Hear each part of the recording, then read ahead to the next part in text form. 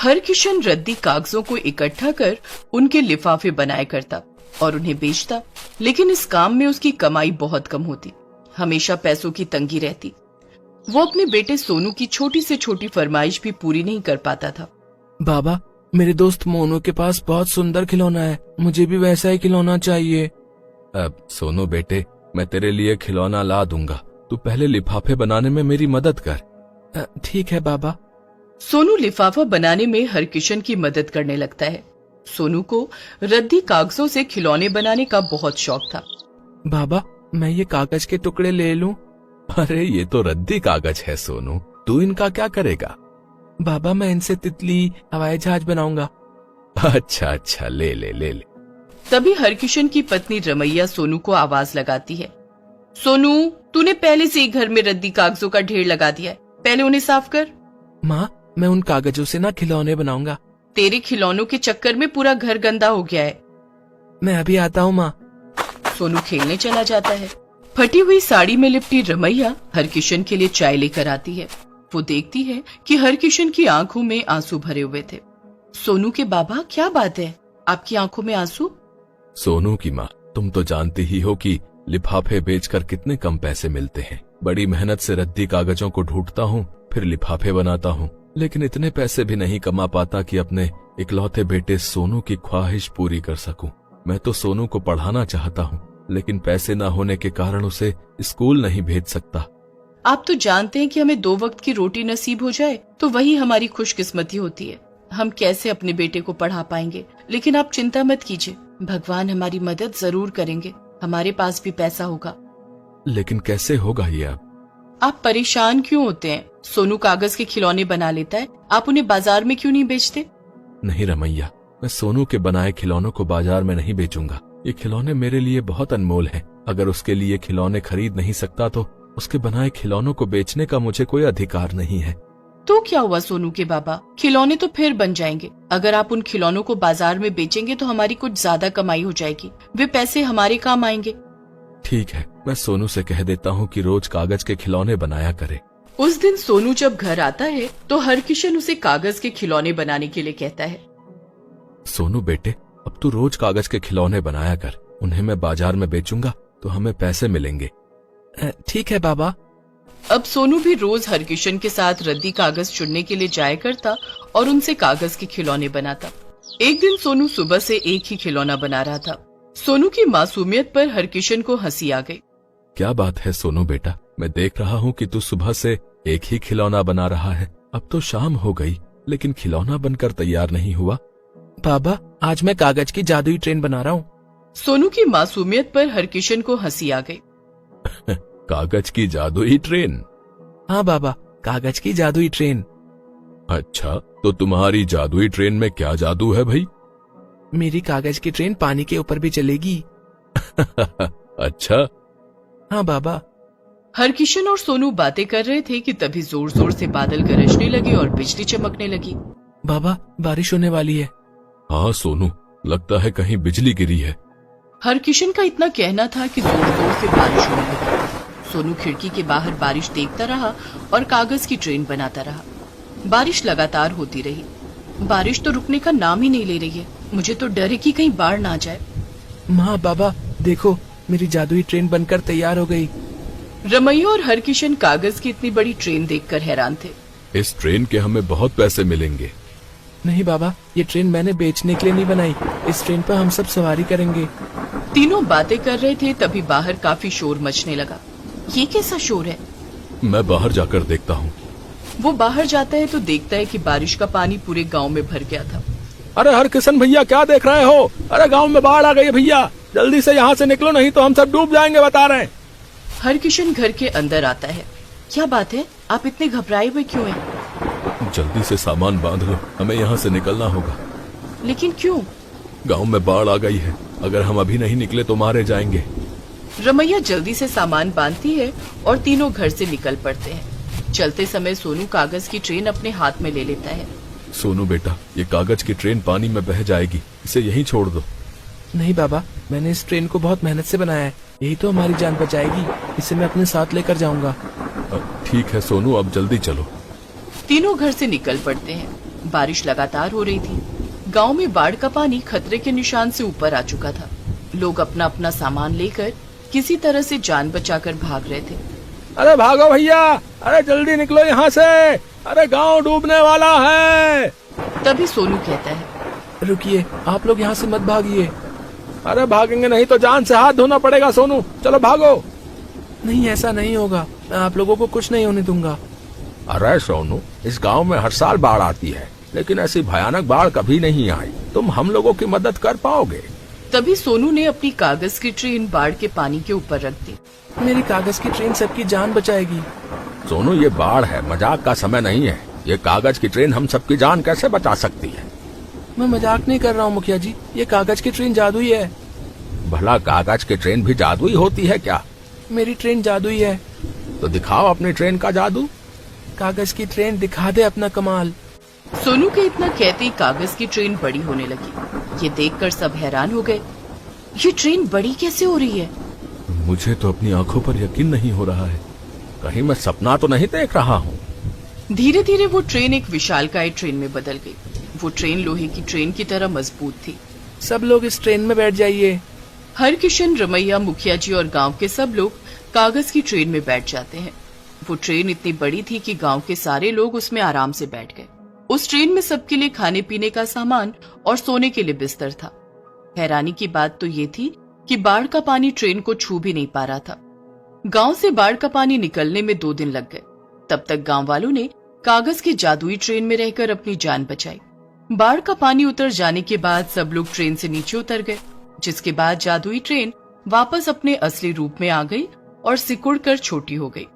बहुत बहुत धन्यवाद सोनू, तुम्हारी कागज की जादुई ट्रेन ने हम सबकी जान बचा ली। इसके लिए तुम्हें मेरी तरफ से इनाम मिलेगा और तुम्हारे बाबा हरकिशन को नौकरी भी मिलेगी। क्या मेरे बाबा को नौकरी मिलेगी?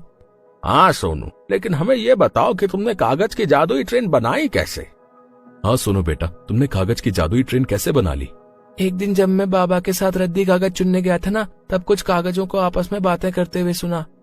क्या कागज भी बोलते हैं क्या? हाँ, ये कागज एक दूसरे से बातें कर रहे थे। क्या बातें कर रहे थे? ये कागज के टुकड़े जादूगर नीलाभ की लिखी गई किताब जादुई कागज की ट्रेन के कुछ पन्ने थे जो किसी तरह से फटकर बाहर आ गए थे। उन कागज के टुकड़ों ने क्या बातें की? उन्होंने कहा कि जल्दी ही इस गांव में बाढ़ आने वाली है। अगर इन कागजों के टुकड़ों से ट्रेन बनाई जाएगी तो वो जादुई कागज की ट्रेन बन जाएगी, जिसमें बैठकर सारे गाँव वासियों की जान बच जाएगी। उन कागजों के टुकड़ों की बातें सुनने के बाद मैं उन्हें घर ले आया और उनकी ट्रेन बना ली। तुमने बहुत नेक काम किया है सोनू। कल पंचायत के सामने मैं तुम्हें पुरस्कृत करूंगा। उस समय सभी अपने अपने घर चले जाते हैं। दूसरे दिन मुखिया जी ने पंचायत बुलाई। सोनू ने बाढ़ से सबकी जान बचाई है, इसके लिए सोनू को पुरस्कार दिया जा रहा है। पुरस्कार के तौर पर सोनू की पूरी पढ़ाई का खर्च मैं उठाऊंगा। सोनू को पढ़ाई के लिए शहर भेजूंगा। इसके साथ ही मैं हरकिशन को 10,000 रुपए की तनख्वाह पर नौकरी पर रखता हूँ। आपका बहुत बहुत धन्यवाद मुखिया जी। नहीं सोनू, पूरा गांव तुम्हारा आभारी है। धन्यवाद तो हमें तुम्हारा करना चाहिए। दूसरे दिन से सोनू स्कूल जाने लगा और हरकिशन को मुखिया जी के यहाँ नौकरी मिल गई। अब उनके दुख भरे दिन दूर हो गए थे। अरे मोनू, तुम्हारा मुंह क्यों उतरा हुआ है? सुबह सुबह स्कूल जाने का मन नहीं हो रहा है क्या? मोनू, हम लोग बहुत मेहनत करके तुझे पढ़ा रहे हैं। तुझे मन लगाकर पढ़ना है ताकि हमारी गरीबी एक दिन खत्म हो सके। ये सब सुनकर मोनू ऊपर ही ऊपर मुस्कुराने लगता है ताकि उसके माता पिता को कोई तकलीफ ना हो। पिताजी, मुझे तो पढ़ाई करने में बहुत मजा आता है। आप लोग चिंता मत करो, मैं एक दिन बहुत बड़ा आदमी बनूंगा पढ़ लिख कर। इतना कहकर मोनू अपने माता पिता के पैर छूता है और स्कूल के लिए निकल जाता है। पिछले जन्म में हमने बहुत अच्छे कर्म किए होंगे संध्या, जो हमें इतनी अच्छी औलाद मिली। चलो अब मैं भी काम पर निकलता हूँ। इतना कहकर महेश भी काम पर चला जाता है और संध्या घर का काम करने लगती है।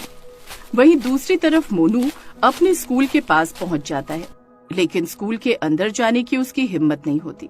तभी उस स्कूल से एक मोटा लड़का पंकज वहाँ पर आ जाता है अपने कुछ दोस्तों के साथ। ये देखो, आ गया भिखारी की औलाद। ये पूरे स्कूल में एक अकेला ऐसा लड़का है जो जमीन में बैठकर पढ़ाई करता है और हम उसी क्लास में बेंच पर बैठते हैं। यही है इसकी औकात। क्लास के सभी लड़के बेंच पर बैठते हैं, लेकिन मोनू की फीस हर बार समय पर ना जमा होने की वजह से उसे जमीन पर बिठाया जाता है। अबे मोटू, तू मेरी गरीबी का मजाक मत उड़ाया कर। एक दिन मैं तुझसे भी बड़ा आदमी बनकर दिखाऊंगा। देख रहे हो विनोद, ये बड़ा आदमी तो बाद में बनेगा, पहले इसे लंबा कर देते हैं। हाँ, यह तूने बिल्कुल सही कहा पंकज। दोस्तों अटैक। पंकज के दोस्त मिलकर मोनू को मारने लगते हैं। तभी वहाँ पर प्रिंसिपल आ जाते हैं। अरे जल्दी भाग, देख मुंडेला आ रहा है। कहाँ भाग रहे हो तुम लोग? रुक जाओ तुम लोग, सुबह सुबह यहाँ पर लड़ाई झगड़ा करने लगते हो। पढ़ाई लिखाई किसी को नहीं करनी। प्रिंसिपल चिल्लाते हुए उनके पास पहुँचता है, लेकिन तब तक पंकज और उसके दोस्त वहाँ से भाग जाते हैं। अब वहाँ पर मोनू अकेला बचता है। सर, ये लोग मुझे हमेशा गरीब गरीब कहकर परेशान किया करते हैं और मुझे मारते भी हैं। और तुम तो जैसे दूध के धुले हुए हो। अरे जब इतनी ही गरीबी छाई है तुम्हारे ऊपर, तो इस महंगे स्कूल में पढ़ने की क्या जरूरत है? जाओ सरकारी स्कूल में पढ़ाई करो। आज फीस जमा करनी थी ना, फीस लाए हो तो ही स्कूल के अंदर आना, वरना पापा को बुला कर लाओ। सर आज नहीं, कल मैं अपने पापा से कह दूंगा। मैं सुबह उनसे कहने ही वाला था, लेकिन उनका चेहरा देखकर मुझसे कहा नहीं गया फीस के लिए। और वैसे भी मैं क्लास में बेंच पर तो बैठता नहीं हूँ सर। मैं अकेला स्टूडेंट हूँ जो जमीन पर बैठकर पढ़ाई करता हूँ। यहाँ पर कोई माता रानी का भंडारा नहीं हो रहा है। हमारे यहाँ फ्री में पढ़ाई नहीं होती। पापा से कहो चुपचाप स्कूल चले आए, फीस जमा करे या फिर सरकारी स्कूल में पढ़ाई करो जाकर। यहाँ जमीन में बैठने के भी पैसे देने पड़ते हैं। मोनू के बार बार कहने पर भी प्रिंसिपल नहीं मानता और थोड़ी देर बाद मोनू वहाँ से चला जाता है। तभी रास्ते में वो देखता है कि उसके पिताजी महेश अपने सर पर बहुत सारी ईंट इधर से उधर ले जा रहे हैं। पापा को मजदूरी करता देख मोनू की आंखों में आंसू आ जाते हैं। पापा तो कहते थे कि किसी दुकान में काम करते हैं, ये क्या कर रहे हैं? अब मैं बड़ा हो गया हूँ, अब मैं भी काम करूँगा, पढ़ाई लिखाई बाद में करूँगा। मोनू बाजार जाता है और दुकानों में जाकर काम ढूंढने लगता है। अंकल अंकल, क्या मुझे आपकी दुकान पर काम मिल सकता है? बहुत जरूरत है। स्कूल की ड्रेस देखकर तो लग रहा है कि अच्छे स्कूल में पढ़ते हो। तुम आजकल के बच्चे जरा से बड़े हुए नहीं, घर से भागकर इधर उधर काम करने लगते हो ताकि बाहर अय्याशी कर सको। भाग जाओ यहाँ से, अभी तेरी उम्र नहीं हुई है काम करने की। खुद भी मरेगा, मुझे भी मरवाएगा पुलिस के हाथों। तो इस तरह दिन भर मोनू स्कूल ड्रेस में ही काम ढूंढता रहता है, पर उसे कहीं काम नहीं मिलता। मोनू के माता पिता बहुत परेशान हो जाते हैं और हर तरफ उसे ढूंढने लगते हैं, पर वो कहीं नहीं मिलता है। इतनी रात हो गई, पता नहीं कहाँ चला गया मोनू। अगर वो नहीं मिला तो मैं जी नहीं पाऊंगी। अरे परेशान मत हो, पुलिस में रिपोर्ट लिखा दी है। मोनू की माँ रोती रहती है।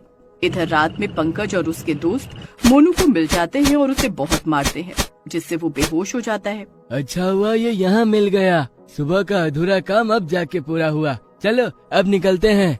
सुबह सुबह मोनू को होश आता है और वो अपने आप को कागजों के ढेर पर लेटा हुआ पाता है। मुझे यहाँ से नीचे उतारो, कोई तो उतारो। तभी अचानक सारे कागज हवा में उड़ने लगते हैं और मोनू जमीन पर गिर जाता है। तभी अचानक सभी कागज एक छोटी सी डायरी में तब्दील हो जाते हैं और उसका बैग भी वहाँ पर पड़ा होता है। ये इतने सारे कागज एक छोटी सी डायरी कैसे बन गई? जल्दी से घर जाता हूँ, मम्मी पापा ढूंढ रहे होंगे मुझे।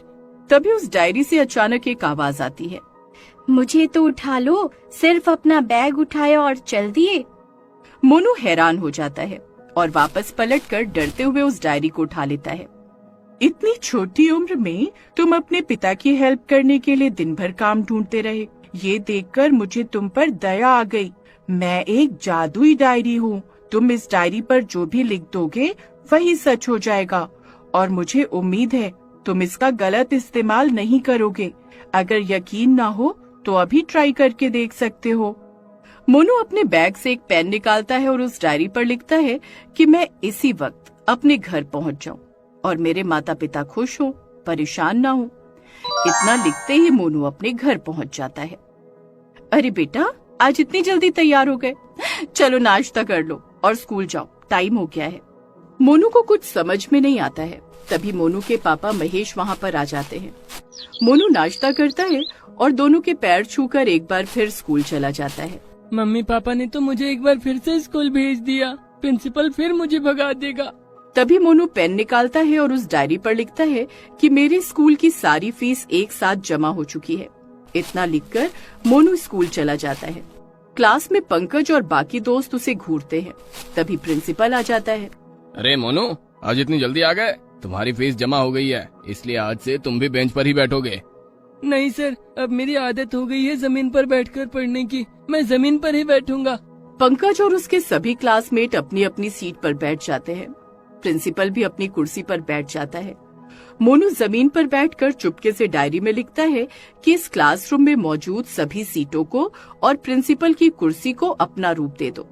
इतने में ही क्लास की सभी सीटें, सभी बेंचें, यहाँ तक कि प्रिंसिपल की कुर्सी भी कागज की बन जाती है और सभी लोग धड़ाम धड़ाम करके नीचे गिर जाते हैं। क्या हुआ मोटू? उस रात तुम लोगों ने मुझे बहुत मारा था ना? आज मैंने तुम सबको जमीन पर ला दिया। अब तुम लोग भी जमीन पर ही बैठोगे, लेकिन उससे पहले तुम सब लोग डॉक्टर के पास जाओ। अरे अरे अरे, पिछवाड़ा तोड़ डाला रे। इस क्लास में तो भूत है। सारी बेंचें, सारी कुर्सी भी कागज की बन गई। भागो यहाँ से। सब लोग डर कर उस क्लासरूम से भाग जाते हैं। सब बच्चे अपने घर भाग जाते हैं। मोनू एक बार फिर डायरी पर लिखता है, मैं पंकज और उसके दोस्तों को वैसे ही मारना चाहता हूँ जैसे कल रात इन लोगों ने मुझे मारा था। आने दो इन्हें मेरे सामने, बताता हूँ अच्छे से। अगले दिन बदला लेने के लिए पंकज और उसके दोस्त एक बार फिर मोनू को रास्ते में घेर लेते हैं। क्यों बे, कोई काला जादू सीख लिया है क्या? आज इसका सारा काला जादू निकाल देते हैं। कल रात शायद खुराक कम पड़ गई होगी, तभी चहक रहा है। दोस्तों, अटैक! वो लोग जैसे ही मोनू को हाथ लगाते हैं, वैसे ही चारों तरफ से बहुत सारे कागज उड़ते हुए वहाँ आते हैं और वो कागज बेंच और कुर्सी में बदल जाते हैं और उससे मोनू उन लोगों को मारता है। पंकज की टीम हार मान लेती है। भाई, हमें माफ कर दे।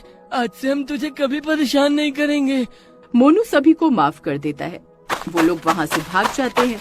अब मैं इस डायरी से अपने माँ बाप को खुशियाँ गिफ्ट करूँगा। अब पापा को मजदूरी नहीं करने दूंगा मैं। मोनू इस डायरी को एक बार फिर अपने बैग से निकालता है और उस पर लिखता है, मेरे घर पहुँचने से पहले वो घर बहुत आलीशान बन जाए। जिस स्कूल में मैं पढ़ता हूँ वो स्कूल मेरे पापा का हो जाए। अब इस डायरी को मैं घर में छुपा कर रख दूंगा और लोगों की मदद किया करूँगा। मोनू घर पहुँचता है तो देखता है कि वहाँ पर अब उसकी झोपड़ी की जगह एक बेहद ही खूबसूरत घर बना हुआ है। इस तरह उस जादुई कागजों से मोनू की जिंदगी बदल जाती है। वो स्कूल भी अब मोनू के पापा का हो जाता है और मोनू खुशी खुशी रहने लगता है।